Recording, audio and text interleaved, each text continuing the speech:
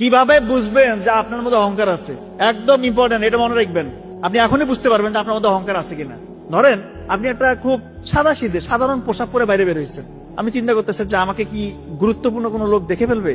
এই যে আপনার একটা সংকোচ বোধ, যে দেখে ফেললে কি হবে, বা দেখেই ফেলছে, আপনার মনের ভিতরে একটা সংকোচ যে ইস, এই ড্রেস আমাকে দেখলো, আপনার মধ্যে অহংকার আছে। একটা মজলিসে গেছেন, এইরকম একটা মজলিসে আপনাকে হয়তো বা বসারই জায়গা দেয় নাই, বা পিছনে আপনার বসার জায়গা দিস, আপনার মনটা খারাপ হয়ে গেছে যে সামনে বসাইলো না, আপনার মধ্যে অহংকার আছে। আপনি রাস্তা দিয়ে হাঁটতেছেন, আশা করতেছেন যে ওই ব্যক্তিটা আগে আমাকে সালাম দিবে, মানে সে আমাকে একটু সম্মান প্রদর্শন করবে। এই যে একটা ফিলিংস, আপনি ধরে নিবেন আপনার মধ্যে অহংকার, একদম নিশ্চিত অহংকার আছে আপনার।